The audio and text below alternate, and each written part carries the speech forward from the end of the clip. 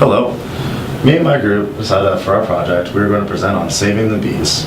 Me and my other group members are Paige, Fruciano, Madison Bradburn, and Will Kelly, and then myself, Elliott Sadja.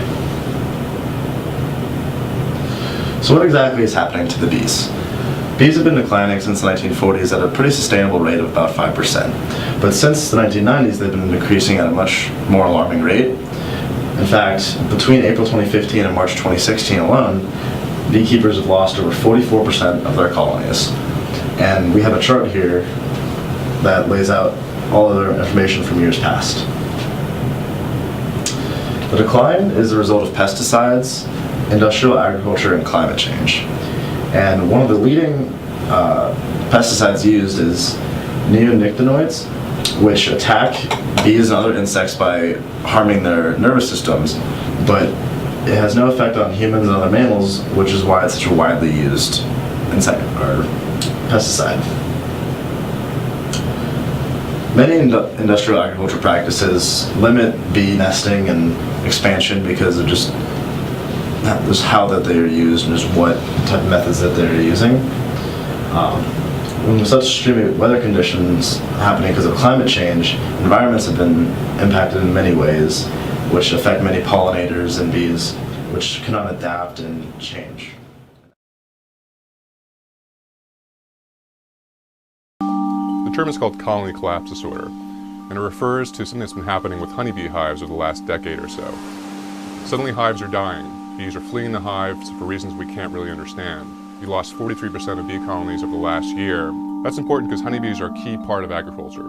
They pollinate a number of fruits and vegetables, from almonds to blueberries to apples to cherries, scores of others. There's a number of possible reasons causing the colonies of honeybees to collapse. One are pesticides. There's a new class of chemicals called neonicotinoids.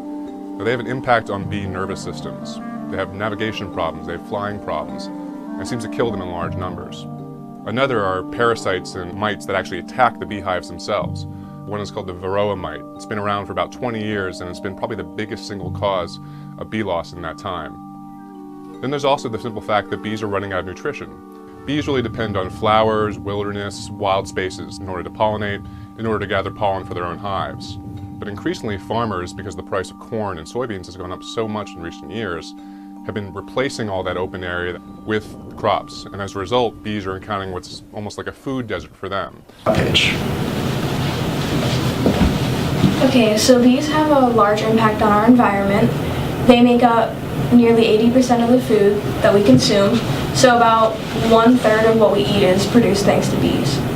They pollinate more than 90 of our favorite crops, such as almonds, apples, broccoli, cucumbers, etc. So bees are responsible for a key ecosystem service, which is pollination. So they're critical pollinators. They're known as critical pollinators due to their intense pollination of flowers and crops. Approximately 40% of all volume food grown worldwide requires pollination. Honeybees' worth in reproduction of crops is $30 billion a year. So here are some facts about bees. They've been around for about 125 million years, and they pollinate 225,000 flowers a day. Now imagine what that would be like if they were gone. Queen bees lay about 2,000 eggs on a good day. And now here's Will. Some more facts about bees. Bees are the only insect that produces food for humans. One honeybee has to travel 55,000 miles and visits about 2 million flowers in order to produce just 1 pound of honey. What will happen if they are gone? The first thing that would happen is we would lose many of our crops and wildflowers, and many of our favorite foods will be very hard to acquire. Many animals rely on these certain plants and crops to survive, so if those plants die, eventually many of the animals will become extinct. Another thing that would happen is that our grocery stores would have half the fruits and vegetables it contains now, and that includes the increased prices of those fruits and vegetables going up greatly. Humans would not go extinct, although our diets would diminish a great amount. Steps to saving the bees. Step 1. Phase out the use of chemical pesticides. The use of herbicides in industrial farming diminishes floral resources available to bees. A solution to these problems is to employ ecological farming, which does not use synthetic chemicals, pesticides, and herbicides. Now, Madison. All right. Another step to save the bees is habitat conservation. Conservation of natural and semi-natural habitats within agricultural landscapes and elsewhere is essential to support wildlife biodiversity. Loss of habitats will endanger these species, aka what's already happening to the bees, which are beneficial to agricultural and other wildlife. Another step to save the bees is semi-natural habitat restoration on farms, which is man-made habitats. An example would be almond farms. They man-make those, and they send their own bees over to help pollinate the flowers. Increasing the amount of semi-natural habitat on farms is crucial to support the recovery of wild bee populations. It is estimated that for each additional 10% increase the amount of high-quality bee habitats, the wild bee species and richness may increase on average 37%.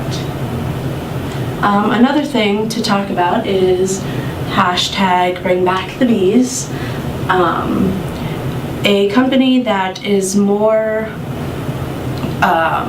focused on helping habitat endangerment instead of getting everyone's money would be Cheerios, and they took their mascot Buzz the Bee off of their boxes to spread awareness that the bees are dying and at an alarming rate.